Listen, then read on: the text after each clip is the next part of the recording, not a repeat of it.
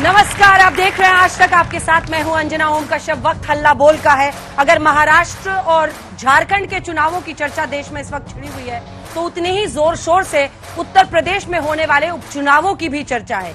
10 सीटों पर उपचुनाव होने थे, लेकिन जैसे ही चुनाव आयोग ने मिल्कीपुर सीट के चुनाव की तारीख घोषित नहीं की, उसके बाद से एक जबरदस्त घमासान यूपी में छिड़ गया है। भारतीय जनता पार्टी का यह कहना है कि हम क्या करें। चुनाव आयोग ने कहा है कि एक याचिका पेंडिंग है। याचिका पेंडिंग होने की वजह से चुनावी तारीख का ऐलान नहीं हुआ है। लेकिन विपक्ष का, समाजवादी पार्टी का, अखिलेश यादव का, कांग्रेस पार्टी का यह कहना है कि बीजेपी जानबूझकर हार के डर से मिल्कीपुर सीट पर चुनावों को टालने की कोशिश कर रही है। अब मिल्कीपुर सीट क्यों इतनी बड़ी चिंता की विषय है अगर किसी पार्टी के लिए है तो? दरअसल मिल्कीपुर वही सीट है जिसको खाली करने के बाद अवधेश प्रसाद ने फैजाबाद की सीट समाजवादी पार्टी के टिकट पर जीती थी। अब समाजवादी पार्टी के टिकट पर अगर अयोध्या वाली फैजाबाद सीट उन्होंने जीत ली तो इसको लेकर सियासत पहले दिन से है, क्योंकि अवधेश प्रसाद को राहुल गांधी से लेकर अखिलेश यादव संसद में ट्रॉफी की तरह दिखाते हैं कि देखो आपने राम मंदिर का उद्घाटन किया लेकिन सीट तो हमने जीत ली है। यहीं से पूरा विवाद शुरू हुआ। अब गोरखनाथ बाबा, जिन्होंने ये याचिका डाली थी जिसकी वजह से तारीख का ऐलान नहीं हुआ, वो कोर्ट पहुंचे और उसको वापस ले रहे हैं। लेकिन कोर्ट ने 15 दिनों के लिए सुनवाई टाल दी है। बीजेपी का आरोप है कि जो सांसद हैं इस इलाके के, यानी वही अवधेश प्रसाद, वो कह रहे हैं कि सभी पार्टियों की बात सुनकर ही कोर्ट कोई फैसला ले, यानी चुनावों को टालने की रणनीति बीजेपी की नहीं, समाजवादी पार्टी की है। यूपी की सियासत है ही इतनी दिलचस्प, घंटों घंटों उस पर बहस हो सकती है। तालियों के साथ आप सभी का बहुत बहुत स्वागत। हमारे साथ सुधांशु त्रिवेदी, राष्ट्रीय प्रवक्ता और सांसद राज्यसभा के बीजेपी के, तालियों के साथ स्वागत कीजिए। अभय दुबे जी, राष्ट्रीय प्रवक्ता कांग्रेस पार्टी के, तालियों के साथ स्वागत कीजिए। प्रोफेसर भुवन जोशी, प्रवक्ता समाजवादी पार्टी के, तालियों के साथ स्वागत कीजिए। और मलुक नागर, जनरल सेक्रेटरी आरएलडी के, हमारे साथ चर्चा में शामिल हो रहे हैं। लेकिन इससे पहले कि इन सवालों की शुरुआत करें, आइए जल्दी से आपको दिखा देते हैं अपनी ये रिपोर्ट।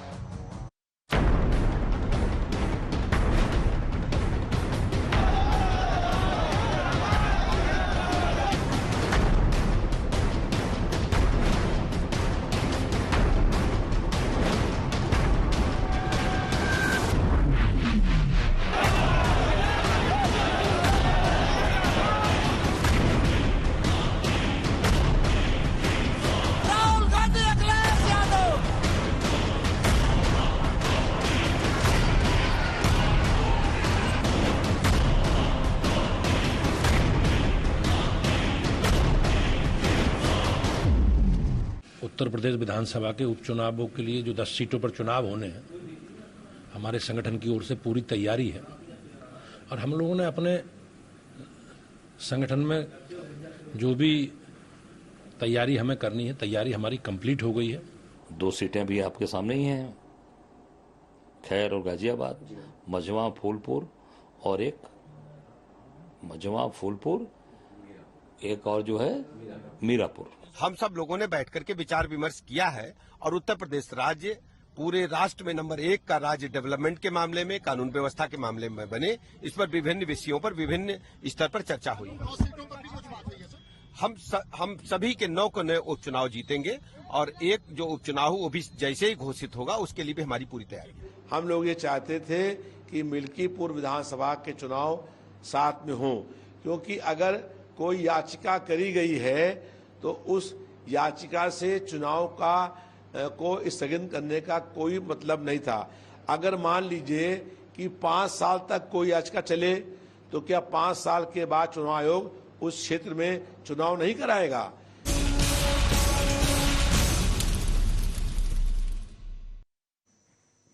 तो आइए पहला सवाल सुधांशु जी आपसे करते हैं। सांसद जी, पहले सवाल का पार्ट बी है मिल्कीपुर। पार्ट ए तो ये है कि अब आप उपचुनाव की तारीख ही टालना चाहते हैं। कार्तिक पूर्णिमा की वजह से अब 13 नहीं 20 नवंबर को वोटिंग हो, आप ये कह रहे हैं। उस पर विपक्ष का कहना है कि डिले टैक्टिक्स है, आप हार के डर से यूपी में भाग रहे हैं। देखिए, अभी जो पार्ट बी आपने कहा, जो आपके दर्शक देख रहे होंगे, दोनों पक्षों का तर्क सुन के उन्हें खुद दूध का दूध पानी का पानी हो गया होगा। जब विधानसभा का चुनाव लड़े अवधेश प्रसाद जी और वो इस्तीफा देके सांसद बन चुके, यानी अब वो एमएलए नहीं है, याचिकाकर्ता वापस ले रहा है, तो अब उस चीज का कोई औचित्य नहीं बनता। अब ये कहना कि सबकी बात सुनी जाए, ये मन में शक पैदा करता है कि कौन इस चीज को डिले करना चाहता। अब वैसे मैं कानून का बहुत जानकार नहीं हूं, पर हो सकता संभावना यह हो कि उन्होंने कुछ ऐसी भयानक गलती उसमें कर रखी हो जिसमें सिर्फ ऐसा नहीं कि उनकी सदस्यता कैंसिल होती, आगे के ऊपर कहीं ऐसा ना हो कि कोई समस्या उत्पन्न हो जाए उनकी फ्यूचर के कैंडिडेचर पर भी। अन्यथा कोई लॉजिक ही नहीं बनता कि जिस चीज से वो 1 साल पहले रिजाइन कर चुके हैं और याचिकाकर्ता विड्रॉ कर रहा है, उसके बाद वो कह रहे हैं कि सब कुछ पूछने के बाद किया जाए। ये बात मतलब बहुत स्पष्ट दिखाई पड़ती। दूसरा जो आपने कहा, गठबंधन धर्म की बात अभी बोल रहे थे सपा वाले। दूसरा मैं कार्तिक पूर्णिमा वाले विषय पे कहना चाहूंगा। गंगा स्नान होता है कार्तिक पूर्णिमा को, और अगर गंगा का सबसे बड़ा क्षेत्र किसी राज्य से गुजरता है तो वह है उत्तर प्रदेश। अपने पूरे लेंथ में सबसे बड़े इलाके से उत्तर प्रदेश से गुजरती है। तो मानी हुई बात है, इस पर्व पे ज्यादातर लोग जाना चाहते हैं। अगर हरियाणा के चुनाव में भी चुनाव की डेट बदली गई थी कई कारणों से, तो इसमें कौन सी बात है कि 5 दिन के बाद हो जाएगा। मगर अफसोस की बात है, हर भारतीय संस्कृति और हिंदू धर्म के किसी भी प्रकार के बिंदु के ऊपर समस्या जिनको होती है वो सहज है, स्वाभाविक है। अब दूसरी बात, गठबंधन धर्म की बात जो उन्होंने कही, बार बार गठबंधन धर्म कहां से आ गया मिल्कीपुर के ऊपर जब आप उनकी बाइट पूछ रही थी? जानते क्या है समस्या क्या होगा? गठबंधन धर्म नहीं, बड़े भारी धर्म संकट ने फंसा दिया है समाजवादी पार्टी को, क्योंकि जिस धर्म के वोट के चक्कर में दोनों साथ साथ आए थे, अब ऐसी गिद्ध दृष्टि कांग्रेस की लग गई है, वो पंजा ऐसा मजबूत होता चला जा रहा है कि लोकसभा में रकीबुल हसन जीते हैं धुबरी सीट से 10,25,000 से, और हरियाणा में ममन खान जीते 98,000 से, मेवात के मुस्लिम बहुल इलाकों में 45,000, 40,000, 98,000 से छेकाए दिया है कांग्रेस ने। तो अब घबराहट हो रही है। तो समाजवादी पार्टी को याचिका कोर्ट में नहीं, जाके इंडी गठबंधन में याचिका दे। हरियाणा में तो याचिका खारिज कर दी थी कांग्रेस ने, सीट वीट दी नहीं। अब याचिका लगाए हुए महाराष्ट्र चुनाव में कांग्रेस के आगे, दे दाता के नाम पे तुझको अल्लाह रखे, 2-4 सीटें तो दे ही दे। तो मुझे लगता है कि आज समस्या गठबंधन धर्म में होने वाले घनघोर धार्मिक सांप्रदायिक ध्रुवीकरण के संकट की है, ना कि भारतीय जनता पार्टी पर आक्षेप। अभय दुबे जी, गैरों जैसा व्यवहार हो रहा है क्या? 2 सीट छोड़ी सर आपके लिए, खैर और गाजियाबाद, बाकी सब सीटों पर समाजवादी पार्टी ने, उन्होंने 7 सीटों की तो घोषणा ही कर दी है उम्मीदवारों की। आप लोग संतुष्ट हैं 2 आउट ऑफ 10 से? और दूसरा जो वो कह रहे हैं कि अगर हिंदू धर्म है, और इससे पहले भी देखिए हरियाणा में जब बिश्नोई समाज का कार्यक्रम था इसलिए टला, राजस्थान में इससे पहले टल चुका है जब देव उठनी एकादशी पर था, पंजाब में टल चुका है जब वहां पर रविदास जयंती, मणिपुर में टल चुका है जब ईसाई समुदाय की संडे प्रेयर का सम्मान करते हुए, उत्तर प्रदेश में टल चुका है मुस्लिम समुदाय के पर्व जो बराफात के कारण। तो फिर ऐसे में क्यों नहीं कार्तिक पूर्णिमा के लिए? गठबंधन का जहां तक प्रश्न है तो सूरज कब दूर गगन से, चंदा कब दूर किरण से, ये बंधन तो प्यार का बंधन है। कितना भी आप इसमें जहर घोलने की कोशिश कीजिए, हम लोग दृढ़ता से साथ लड़ेंगे। जहां सीटों पर शेयरिंग नहीं होगी वहां पर हम स्ट्रेटेजिक अलायंस बनाकर लड़ेंगे। अरे देखो साहब, प्रजातंत्र के मिलावटखोर दूध और पानी की बात कर रहे हैं। मैं आपको आजाद भारत के इतिहास में एक उदाहरण ऐसा नहीं मिलेगा कि चुनाव आयोग ये कहे कि याचिका लंबित है इसलिए हमने, अरे नहीं साहब, वो तो याचिका भारतीय जनता पार्टी से आई थी इलेक्शन कमीशन को, कि जो दंडित किया मर्यादा पुरुषोत्तम राम ने, जो इनके आकंठ पाप में भारतीय जनता पार्टी डूबी थी, तो सिर्फ अयोध्या में दंडित नहीं किया, उन्होंने चित्रकूट में दंडित किया, सालासर बालाजी में, खाटू श्याम में, रामेश्वरम में। मतलब अलौकिक सत्ता ने भारतीय जनता पार्टी जो आकंठ पाप में डूबी थी और जो धर्म के खिलाफ आचरण कर रही थी, हमारे शंकराचार्य गए थे प्रधानमंत्री जी से, आग्रह किया था कि प्रधानमंत्री जी अभी शीश, इसका शिखर पूरा नहीं हुआ है। मंदिर का शिखर मंदिर का सर होता है, क्योंकि जब हम मूर्ति की प्राण प्रतिष्ठा करते हैं तो उनका सिर, उनका शिखर, उनका मुख होता है। तो क्या कहा इन्होंने कहा ये तो मंदिर रामानंदियों का है, अर्थात सनातन धर्म में विभेद पैदा किया। मूल रूप से 4 हमारे संप्रदाय हैं, स्मार्त है, शैव है, शाक्त है और शक्ति है। इन्होंने क्या कहा कि ये तो रामानंदियों का, वैष्णवों का है, मतलब सनातन धर्म में भी विभेद पैदा किया, तो इनको इस बात का दंड भोगना पड़ा। अरे सुधांशु जी, मुझे लगा ही था कि सांप्रदायिक ध्रुवीकरण पर फिर आप बात करने लगेंगे। भूल गए क्या आप भूल गए? अभी महाराष्ट्र में गए थे, प्रधानमंत्री जी ने टेलीफोन करके कहा, शिंदे साहब जल्दी से आप मदरसों की 6,000 रुपए से 16,000 रुपए तनख्वाह बढ़ा देना, मदरसों के शिक्षक की, बीएड डीएड की 8,000 से 18,000 कर देना। तो मोदी जी ने फोन किया, ये आपको किसने बताया?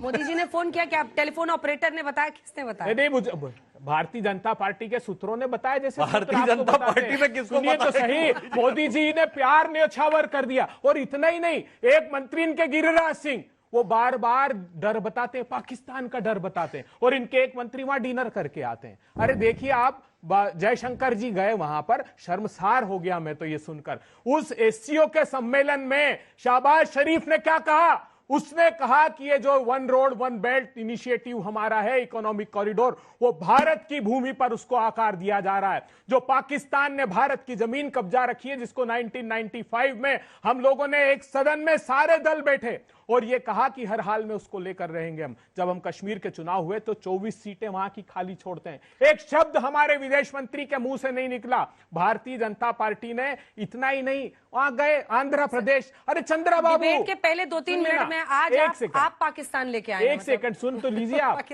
एक आखिरी फोन और टेलीफोन मोदी जी का सूत्रों के हवाले से खबर, बड़ी खबर, ब्रेकिंग।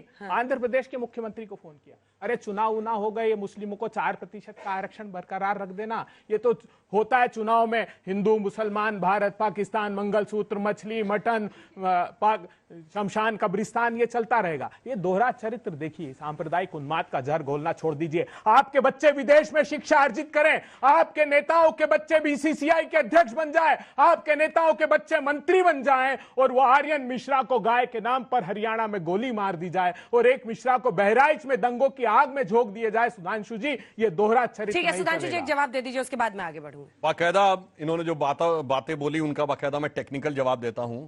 वैसे तो इन्होंने कहा कि क्या प्यार का बंधन है। करण अर्जुन का गाना गा रहे थे। नहीं सुनिए, मध्य प्रदेश के हैं, मध्य प्रदेश चुनाव अभी 8 महीने पुरानी बात है, जहां पर क्या बोला था अखिलेश जी ने, बहुत चालू पार्टी है कांग्रेस, क्या प्यार का बंधन है। सुनिए कांग्रेस ने क्या बोला, बहुत चिरकुट पार्टी है, प्यार का बंधन है। कमलनाथ जी ने कहा अखिलेश वखलेश की बात मत करो, प्यार का बंधन है। गजब बंधन है साहब, जो आज दिखाई पड़ता है, आप बताने का प्रयास करते हैं। अब दूसरी बात देखिए सर, अरे आप दोनों स्क्रीन पे दिख रहे हैं, बस वो बोल ले, फिर आप बोलिएगा। अपने टाइम पे देखिए, हिंदू धर्म में किस ढंग से मतभेद पैदा करने का प्रयास करते हैं। शैव वैष्णव शाक्त किसी में कोई मतभेद नहीं है। भगवान राम 9 दिन देवी की शक्ति अर्जित करते हैं, उसके बाद जाके आक्रमण करते हैं, और भगवान शंकर भगवान राम की स्तुति करते हैं, जय राम रमा रमणम शमनम भव ताप भयाकुल पाहि जन्म, और भगवान राम शिवलिंग की स्थापना करते हैं विजय के लिए। मगर ये लोग वो हैं जो लिंगायत को कहते हैं अलग धर्म है।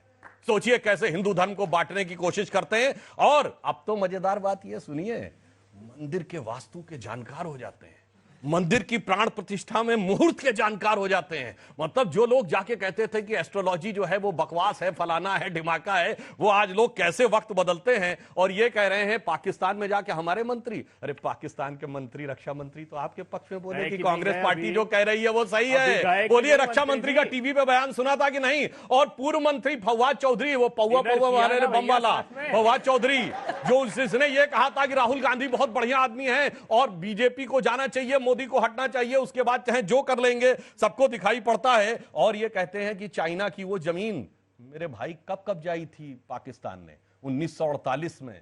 सिर्फ 48 घंटे की बात थी, हमारी फौज पूरा क्लियर कर लेती, मगर अफसोस आपकी वजह से गई। और मैं एक फैक्ट और लोगों को बता दूं आज के दिन, ये गलवान में क्यों चाइना हमसे आगे आया, जानते क्या था? इनकी सरकार के समय में चाइना बॉर्डर के ऊपर जितने रोड के प्रोजेक्ट थे, सब इन्वायरमेंटल एक्टिविस्ट ने इन्वायरमेंट के नाम पे इनकी सरकार ने रोक रखे थे। मोदी सरकार ने आते ही 1 महीने में 40 किलोमीटर अंदर तक की सारी सड़कों को ब्लैंकेट क्लियरेंस दिया। और जब हमारी सड़क उनके कराकोरम हाईवे के 100 किलोमीटर के रेंज में पहुंच गई, चाइना घबरा गया कि अगर अब इससे आगे सड़क बनी तो Bharat in case of war कभी आर्टिलरी फायरिंग के द्वारा भी उस रोड को डिस्ट्रॉय कर सकता है। इसलिए चाइना ने अग्रेशन किया। इनके जमाने में दिया हुआ बयान है कैंटोनी का फ्लोर ऑफ द हाउस के ऊपर कि कोई इंफ्रास्ट्रक्चर नहीं बिल्ड करना चाइना के बॉर्डर पे, हमारी स्टैब्लिश्ड पॉलिसी थी। कोई भी जाके चेक कर सकता है। तो महोदय जब आप बोला करें तो बहुत सोच समझ कर बोला करिए। पाकिस्तान आप लेकर आए हैं, मैं यूपी पर बहस करना चाह रही थी, अब पाकिस्तान पर और चाइना पर बहस होगी। मिला जाके पाकिस्तान का नाम सुन के नहीं, आप मिलाते हैं, नाजायज बच्चा आपका है। उनके मंत्री कांग्रेस पार्टी की वाहवाही करते हैं। जयशंकर प्रसाद ने,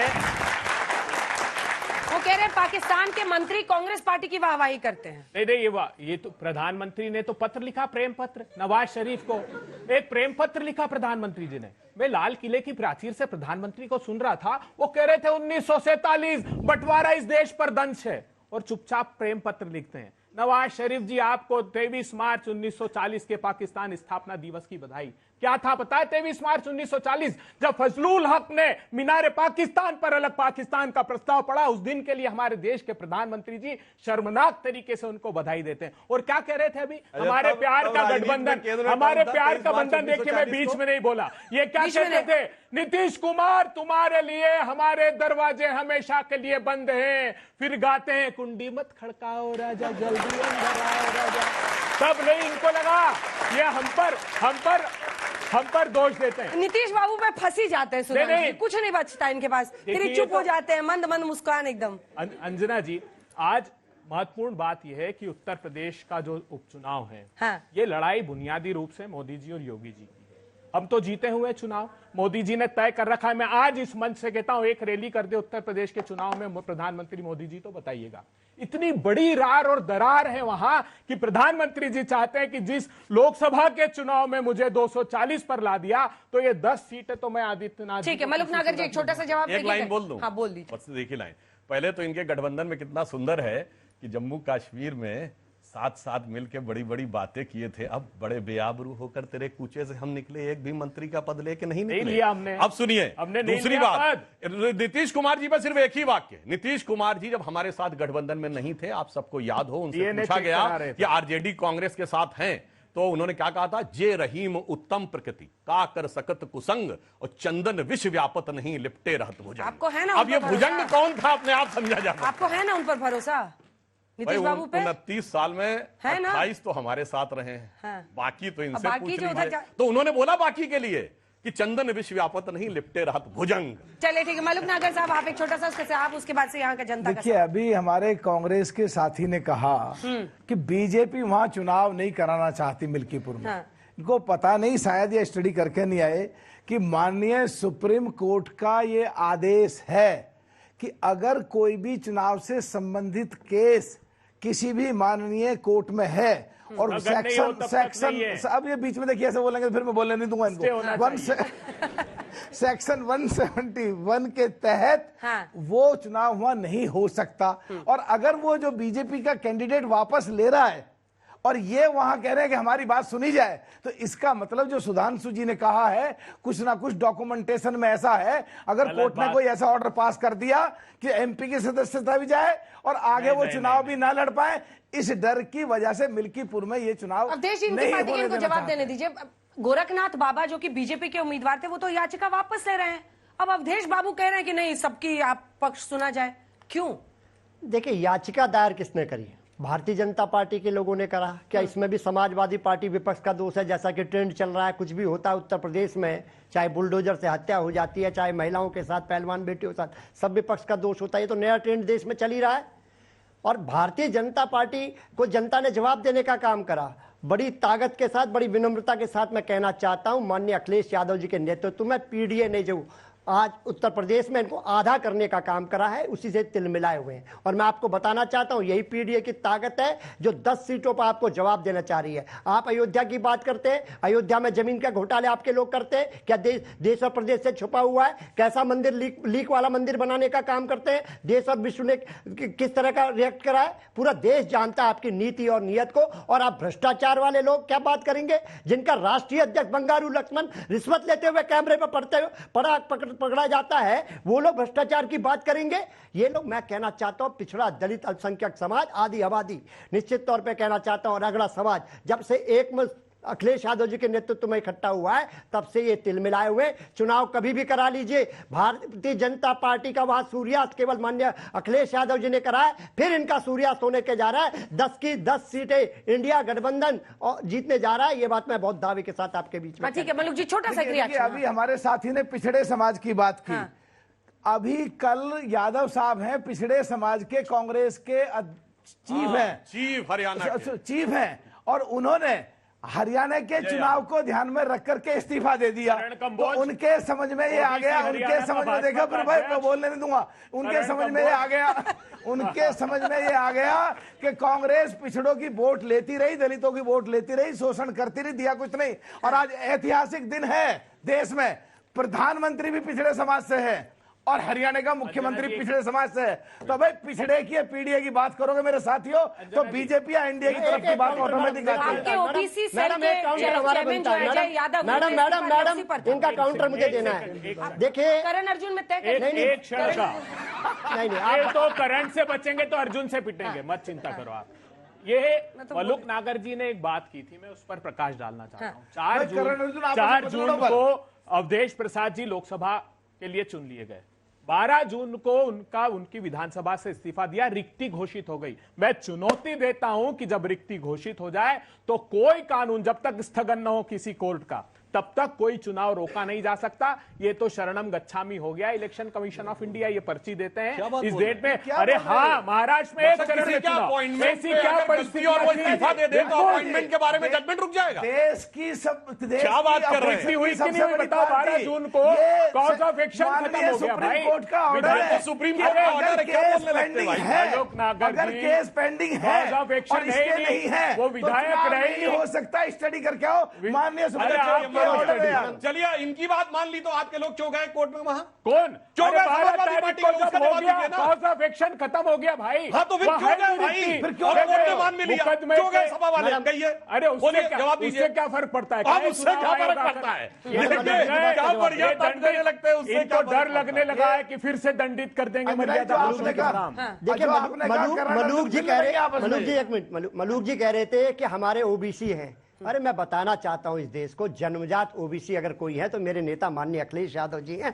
और कागजों से बने हुए कौन ओबीसी हैं ये देश और प्रदेश जानता है। इस बात की चर्चा करने की जरूरत नहीं। 140 तो करोड़ ये लोगों को कास्ट पता है सेंसस कि में भी कौन- होगा क्या? कांग्रेस कास्ट सेंसस में छोड़ के कैटेगरी भागा होगा क्या? यादव। जन्मजात वाला और पेपर वाला? कांग्रेस नहीं, तो ये कराएंगे। हिम्मत है इनसे, कहलवा दीजिए। दो लोग हैं इनके, कराएंगे। वैसे एक बात बता ये दूं, कास्ट जन्मजात सेंसस की कराएंगे बात क्या? कर रहे हैं। हामी भरवाइए OBC इनसे, सिर्फ हामी कागज का भरवाइए विषय हामी। है। जात में जन्म से किसी जाति में ओबीसी नहीं लिखा होता, किसी धर्मग्रंथ में ओबीसी लिखा होता, नहीं, बताइए। गलत बात। कागज का विषय है। एक सवाल का जवाब तो आपको कौन है? भी देना चाहिए ये ना। आपको एक पता है सेकंड कागजों में सुधांशु कौन जी, बना? ये आपको पता है। गोरखनाथ बाबा पिटिशन डाल के कर क्या रहे थे?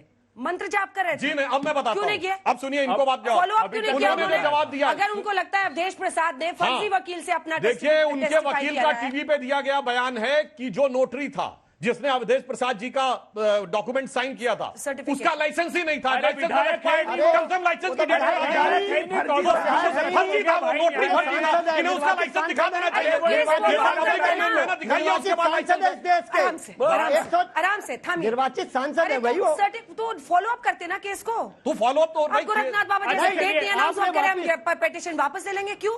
अगर सही है तो फिर आगे ले जाएं। अंजना जी आप देश की अब घोषित करा दीजिए ना। अब क्या किसी दिक्कत के है? फॉलो अप करने पे कोर्ट में केस होता है। कोर्ट में तो तारीख पे तारीख लगती है ना, तो किसी के वापस कहने क्यों पे ले नहीं रहे होता हैं? है। वापस इसलिए लिया कि जब लगा कि इस कारण से चुनाव नहीं हो रहा तो उन्होंने वापस ले लिया। पार्टी ने कहा वापस लो करा भाई, दीजिए चुनाव नहीं हो रहा है। और ये पर्ची चले गए कि भेजिए। नहीं, वापस देने के बाद भी हमारी पर्ची सुननी भेजिए पड़ेगी। Election commission. मेरा प्रश्न बीजेपी प्रवक्ता से है कि जिस सीट के पीछे इतनी सियासत चल रही है, अगर उस सीट पर इलेक्शन हो गया तो बीजेपी मतलब उस सीट पर क्या जीत पाएगी? क्योंकि सपा वहां पर पहले ही अपनी जीत घोषित कर चुकी है। वो ब्लेम कर रहे हैं कि वो अपने हारने की वजह से वहां इलेक्शन नहीं होने दे रहे हैं। ठीक है, जीत के लिए आप उत्तर दिया जा आश्वस्त- चुका है। हमारी तरफ से तो विड्रॉ कर लिया गया, उनकी तरफ से रोका गया। तो साफ समझ में आ रहा कौन मेरा सवाल कांग्रेस प्रवक्ता से है कि आपकी ये स्थिति हो गई है कि कांग्रेस पार्टी और राहुल गांधी अन्य राजनीतिक दलों से वो लेना पड़ रहा है उनको, और वो क्या? मतलब उनको मदद लेनी पड़ रही है अन्य राजनीतिक दलों से, और आपकी ये स्थिति है कि आपको 9 सीट में से 2 सीट दी जा रही है। वो बैसाखियों पर है। 240 सीट आई है उनको। एक तरफ अभी चंद्रा उन्होंने बाबू गाना नायडू, सुनाया था इतना अच्छा, एक तुमने तरफ- सुना नहीं। एक तरफ क्या था नीतीश सर? ये को- बंधन तो ये प्यार का बंधन है। अब सुनिए, करण अर्जुन, वो कह रहे आप 38 दल कांग्रेस बैसाखी भारतीय जनता पार्टी के बाकी इधर से 38 दल सवाल है तो आइए इकट्ठे जल्दी किए से। मोदी जी ने। एनडीए बना 1998 15 मई को। 2023 में 25 साल हुए। मोदी जी को याद ही नहीं था, भूल गए 25वीं सालगिरह मनाना। फिर जब इंडिया गठबंधन दल एक साथ हुआ तब 38 दल, 38 में से 16 ऐसे थे जिनका एक सांसद नहीं था, 9 ऐसे थे जिन्होंने लोकसभा का चुनाव ही नहीं लड़ा। कहीं की ईंट कहीं का रोड़ा, मोदी जी ने कुनबा जोड़ा। तो हमसे क्या सवाल खड़ा करते हैं? देखिए अंजना जी, इन कांग्रेस दलों का पार्टी की गठबंधन चिंता- जानते कैसा है? ये वैसे गले मिलते हैं जैसे अलाउद्दीन खिलजी अपने चचा ये जलालुद्दीन बस आ से मिला गए, था। आगे, ये आ हम गए। लोग का पाया अलाउद्दीन निपटा के खिलजी कुर्सी पे बैठ जाओ। मेरा प्रश्न सुधांशु जी से है। ये अयोध्या के जब चुनाव हुए थे, राम मंदिर का मुद्दा था, पूरे देश ने एक साथ गाया जो राम को लाए वो हम उनको लाएंगे। तो अयोध्या में हारने का क्या कारण था? राम जी उनको लाए। आपने बहुत अच्छी बात कही। राम जी से भगवान राम कैसे कैसे परीक्षा लेते हैं पता नहीं, जो कहते थे राम होने का सबूत दो, वो कहने लगे देखो राम की अयोध्या भी थी, राम की बस्ती भी थी, राम का चित्रकूट भी था, राम का प्रयागराज भी था, राम का रामटेक भी था, राम का रामेश्वरम भी था। चलो मुंह से राम तो निकला, तुलसी अपने राम को रीझ भजे चाहे खींच, खेत पड़े पर जामी है उल्टा सुल्टा भी। पर वो पूछ रहा था कि बीजेपी क्यों हारी, फैजाबाद क्यों हारी, क्या कारण था? आपकी पार्टी ने सोचा तो होगा। नहीं, वो देखिए, अगर आप एक सीट हारने का विषय कह रहे हैं और जिसको मुद्दा बनाया गया सैद्धांतिक वो अलग, सीट हारने का विश्लेषण हमने किया है और आगे हम जो हमें कमियां नजर आई क्या समझ में आया, क्या समझ में आया? देखिए, इस विषय पर तो जहां पर हमारी किसी भी प्रकार की कमजोरी रही होगी, जैसे मैं उदाहरण देना चाहता हूं, हम उन बूथों को आइडेंटिफाई करते हैं जो हम लंबे समय से नहीं जीते। जैसे मैं एग्जांपल के साथ बोलता हूं, मध्य प्रदेश में हमने 18,000 ऐसे बूथ आइडेंटिफाई किए थे जो पिछले 4 बार से हम हार रहे थे। फिर हमने उसमें सोचा इनमें से किसमें मेहनत करके जीत सकते हैं, तो 12,000 आइडेंटिफाई किए जो जीत सकते हैं, उसमें से 8,000 हमने जीत लिए। तो इसलिए जैसे मध्य प्रदेश में हमने किया तो ऐसा नहीं सबको लगा आश्चर्य से, नहीं हम जमीन पे काम करते हैं, वैसे ही जो भी विधानसभा और लोकसभा में हारते हैं उसमें जल्दी से। सवाल मेरा आपसे है, अभी जो आप बात बता रहे थे उसी को आगे करते हुए मैं ये पूछना चाह रहा हूँ कि राम मंदिर और धारा 370 ये 2 मुद्दे बीजेपी के बहुत दृढ़ मुद्दे रहे और 2019 में इसी मुद्दे पर बीजेपी की सीटें बढ़ के 303 हुई, लेकिन 2014 में ये बहुत ज्यादा नीचे गिर गया। 24 में माफ कीजिएगा, 24 में। मैं ये जानना चाहता हूं कि जो ये चीजें हुई और 370 भी आपका एक तरीके से बिल्कुल नीचे गिर गया, तो राम मंदिर और 370 मुद्दे पर बीजेपी सच में क्या आत्मचिंतन करने को तैयार है या बस राजनीति? जो इन्होंने बात कही बहुत स्पष्ट रूप से कह दूं कि राम मंदिर और धारा 370 हमारे लिए चुनाव का मुद्दा नहीं था। राम मंदिर 22-23 दिसंबर 1949 जिस दिन श्री राम लला प्रकट हुए वहां पर, उस दिन से मुद्दा है, और जब श्यामा प्रसाद मुखर्जी बलिदान हुए 53 में, वहां उस दिन से मुद्दा था। चुनाव का मुद्दा किसके लिए था? जिस पार्टी के नेता वकील का चोला ओढ़कर कोर्ट में खड़े होकर 2019 से पहले कपिल सिब्बल ने कहा था कि मिलॉर्ड इसको 2019 से लोकसभा से बाद ले जाइए, अन्यथा चुनाव पर इसका प्रभाव पड़ेगा। और ये एकमात्र पॉलिटिकल पार्टी है जिनके नेता 1989 में राजीव गांधी ने अपने चुनाव अभियान की शुरुआत अयोध्या से राम का नाम लेके की। हमने किसी चुनाव अभियान की शुरुआत की हो तो बताइए। इनके लिए चुनाव का मुद्दा हमारे लिए देश की अस्मिता का मुद्दा। बहुत चुनाव का मुद्दा ही नहीं है उनके। बहुत अच्छा प्रश्न किया, चुनाव का मुद्दा नहीं। क्या हुआ कि तुलसीदास जी ने कहा है, नाना विधि कही कथा सुहाई, राजनीति भय प्रीत दिखाई।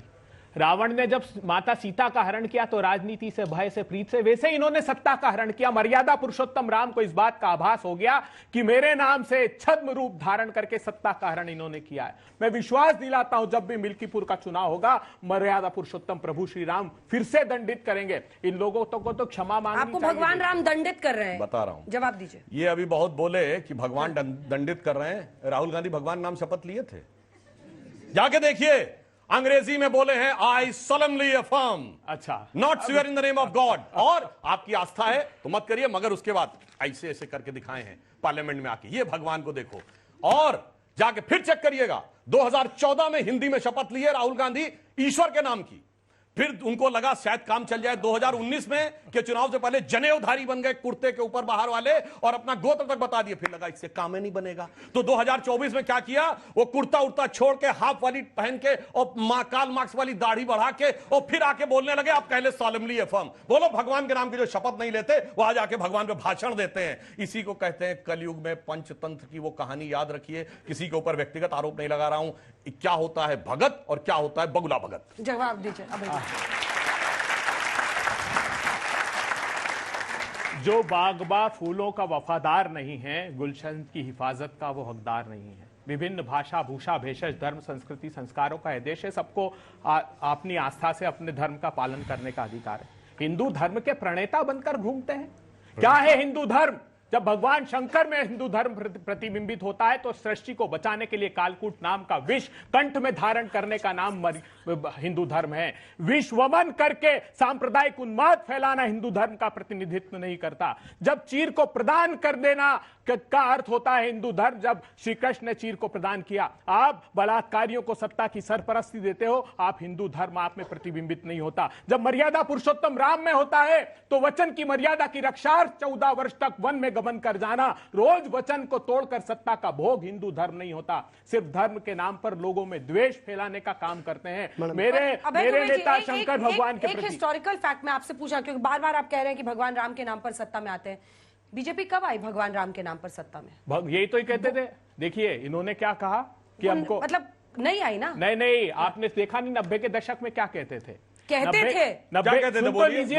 सुन लीजिए 90 के दशक में कहते थे कि मंदिर का निर्माण करना है, सत्ता दे दीजिए। सत्ता आई तो इन्होंने कहा गठबंधन की मजबूरियां। सुनिएगा आडवाणी जी के भाषण को, उन्होंने कहा पूर्ण बहुमत होगा तो मंदिर दे देंगे। पूर्ण बहुमत हुआ तो भी राम जी से दगा किया, न्यायालय ने वो मंदिर दिया। लेकिन मंदिर का श्रेय लेने की जो कुचेष्टा की मर्यादा पुरुषोत्तम राम को, ये बात जो सत्ता का जवाब चाहते थे। मैं देखिए पूरे देश के लोगों को एक गंभीर बात कहना चाहता हूं, ये जितने भी आंदोलन कहते हैं हम गैर राजनीतिक हैं, सबका उद्देश्य सत्ता प्राप्ति होता है। केजरीवाल जी का आंदोलन देख लीजिए, वीपी सिंह का आंदोलन देख लीजिए, और अभी पहलवानों वाला आंदोलन। इस नियम से राम मंदिर, मगर अब आता रहा हूं, राम मंदिर एकमात्र आंदोलन था जिसमें कोई भी व्यक्ति जो राम मंदिर आंदोलन का नेतृत्व कर रहा था, अशोक सिंघल जी, महंत रामचंद्र परमहंस दास जी और महंत नृत्य गोपाल दास जी, किसी भी व्यक्ति ने न कभी विधायक का चुनाव लड़ा न लोकसभा का। हां, आप कहते हैं अडवाणी जी वो पहले से सांसद थे, उमा भारती जी पहले सांसद थे। हमने कहा था मार प्रशस्त करेंगे और हमने मार प्रशस्त किया था। 91 में जब गोलियां चली हम सत्ता में आए थे, और जब ढांचा गिरने के बाद का चुनाव था, अगर किसी को न याद हो तो जाके चेक कर ले, हमने सिर्फ एक बात कही थी, जो कहा सो किया, जो कहा सो किया। हमने कहा राम मंदिर बनाएंगे तो राम मंदिर बना के दिखाया, क्योंकि हम जानते क्या कहते थे। आप सुनिए कि जन जन के मन में राम रमे और प्राण प्राण में सीता है, हर हृदय की धड़कन रामायण पग पग पर बनी पुनीता है, यदि राम नहीं है श्वासों में तो प्राणों का घट रीता है। इसलिए नरनाहर श्री पुरुषोत्तम का हम मंदिर भव्य बनाएंगे, सौगंध राम की खाते हैं हम, मंदिर वहीं बनाएंगे, और बना के दिखाया। छोटा सा इस देश की जनता ने इनको अयोध्या में ही जवाब नहीं दिया। उत्तराखंड से मैं मूल निवासी हूं, वहां बद्रीनाथ ने भी जवाब दिया आपको। बद्रीनाथ में क्या हुआ सुधांशु जी बताएंगे आप? और आपको बताना चाहता हूं, ये मिल्कीपुर के साथ साथ एक उपचुनाव और हो रहा है मैम, केदारनाथ का। आपको केदारनाथ की जनता भी जवाब दे रही है। वैष्णो देवी सीट जीत गए, वैष्णो देवी आप ही बताइए। कुरुक्षेत्र जीत गए। मैं आपको मैं एक सेकंड, मैडम ने जो क्वेश्चन पे, मैम आपको बताना चाहता हूं, जम्मू कश्मीर में तो कैंडिडेट नहीं दे पाए, लोकसभा में भी नहीं दे पाए, विधानसभा में दे पाए। अरे कैसा आपने वहां पर शासन करा, जनता ने बता दिया ना, सत्ता से दूर है आप। जम्मू कश्मीर की जनता ने आपको दूर फेंक दिया स्थलों की बात करें। अच्छा, सपा कितना वोट पाई, लड़ी तो थी वहां। हम तो पहली बार लड़े हैं, नहीं कितना हम तो पहली बार लड़े हैं, आगे और लड़ेंगे। अरे आप 2 सीट से यहाँ तक कब पहुंचे बताइए? अरे हम सबसे बड़ी पार्टी है जम्मू कश्मीर में, अरे कांग्रेस से 4 बड़ी party in terms of Uttar Pradesh में सबसे ज्यादा सीट वाली पार्टी है। आपको हाफ करने का काम हमने ही करा है। हाईवे लीक हो गया, हाईवे बनाते हैं, 2 लीक हो जाते हैं। आप बताइए क्या लीक नहीं हो रहा है? पेपर लीक, ये छात्रों के पेपर लीक हो रहे, पेपर लीक हो रहे, सब चीज लीक है भारतीय जनता पार्टी में। हमारे जमाने में राम मंदिर बना, इनके जमाने में बना था हज हाउस गाजियाबाद में। अभी और सुनिए, और इन्होंने और क्या पैसे आप बढ़ा रहे, मैं बात कर रहा हूं, सुनिए, अभी ये कह रहे हैं हमको हाफ कर दिया, मदरसों के पैसे बढ़ाओ। जोशी जी हमको कह दिया। और मैं एक और बात कहता हूं, हज इस्लामी मान्यता के अनुसार अपने पैसे से होना चाहिए, इसके बावजूद ये गवर्नमेंट के पैसे से करते थे। और इस्लामी मान्यता के अनुसार गवर्नमेंट का पैसा 90% करदाता काफिर हैं। आप काफिरों के पैसे से करवाते थे, उसके बाद भी कह रहे हैं उनके लिए धर्म की बात करते हैं। चंदों का धंधा करते हैं, दूसरा कहता हूं, चंदों का धंधा करते हैं, इलेक्ट्रॉन बॉन्ड के बहाने चंदे का धंधा किया, पहले चंदा लिया, फिर धंधा दिया आपने। जोशी सफाई स्टाइल में भाषण नहीं। अब सुनिए, इन्होंने कहा हमें हाफ कर दिया। जोशी जी, हमें हाफ किया उसकी चिंता मत करिए, कांग्रेस को 6 गुना कर दिया उसकी चिंता करिए। इन्होंने वो गाना बोला था ना। अब आज इनकी स्थिति कांग्रेस साथ ये है, हम दिल में छुपा कर प्यार का अरमान ले चले, हम आज अपनी राजनीतिक मौत का सामान ले चले।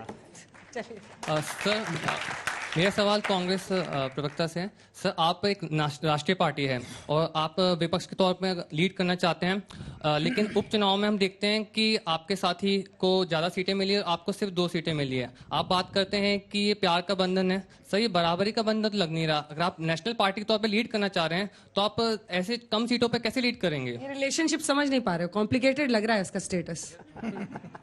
देखिए, प्यार जब करोगे तो त्याग का अर्थ समझ में आएगा। वैसे अब मैं एक बात, ये तो लाइटर नोट पर थी। देखिए वैसे एक मैं जब अलायंस का धर्म, अलायंस का धर्म जब सुनिए, लाइटर नोट पे कहूँ, आपका प्रेम का रिलेशन नहीं है, लिविंग रिलेशन है, पता नहीं कब अलग हो जाए विद नो कमिटमेंट। ये देखिए, जाकी रही भावना जैसी प्रभु मुहूर्त देखी तेज। अरे जिन्होंने, अब मैं लाइटर नोट पर कुछ ऐसी बातें कह जाऊंगा जो शोभा नहीं देता, वो आपको एडिट करना पड़ेगा, छोड़िए। जिन्होंने जिनका जैसा अनुभव है, हमारा तो ये अनुभव है नहीं, लिव इन का, जिनका होगा वो सुना सकते हैं अपनी बात। देखिए, हमने स्ट्रेटेजिकली, जैसे जम्मू कश्मीर में हुआ था, 5 सीटें हमने कहा कि आप, हम जो सारी सीटों पर हम लोग समझौता कर रहे हैं, लेकिन 5 सीटें ऐसी थी अंजना जी जिस पर हमारा समझौता नहीं हो रहा था, तो हमने कहा हम दोनों दल लड़ेंगे। तो जहां स्ट्रेटेजिकली जितना अलायंस हो पाएगा वो करने की यूपी में भी ऐसा हो सकता है, वो कोशिश करेंगे हम, इससे इनकार नहीं किया जा सकता है। जितने जो संभावना, अजय राय आपके जो यूपी अध्यक्ष है वो बार बार कह रहे हैं कि हमारी तैयारी सभी 10 नहीं, हम तो आज भी हम सभी, आज जब मैं उनसे बात कर रहा था तब वो कार्यक्रमों में थे, ऐसा नहीं है, लेकिन फिर भी हर हाल में गठबंधन होगा, ये बात मैं बता दूं। मतलब साफ है, समाजवादी ने थ्रेट कर दिया। बात देखिए, नहीं बात थ्रेट करने की, एक बार बोल ले, बहुत देर से चुप है मलुक जी। देखिए, संत मलुक नगर, संत नाम रख दिया आपने इनका। क्यों कांग्रेस की तरफ से एडमिट फैक्ट है पानी कि इन्होंने खुले रूप से समाजवादी को, अखिलेश जी को थ्रेट कर दिया कि वो सीट नहीं देंगे तो हर जगह अपने कैंडिडेट उतारेंगे। साफ साफ कह रहे हैं, स्थिति स्पष्ट कर दें आप। माननीय अखिलेश यादव जी के तो राहुल गांधी नहीं है, उत्तर प्रदेश, राहुल गांधी उत्तर प्रदेश में एनडीए का पहले भी सूर्यास्त कराया, फिर सूर्यास्त करेंगे, 10 की 10 सीट जीतने जा रहे हैं। चलिए ठीक है, कंक्लूडिंग रिमार्क्स आपसे शुरू कर रही हूँ। 10 सीटों पर आपने अभी जो कहा है वो बहुत बड़ी खबर है।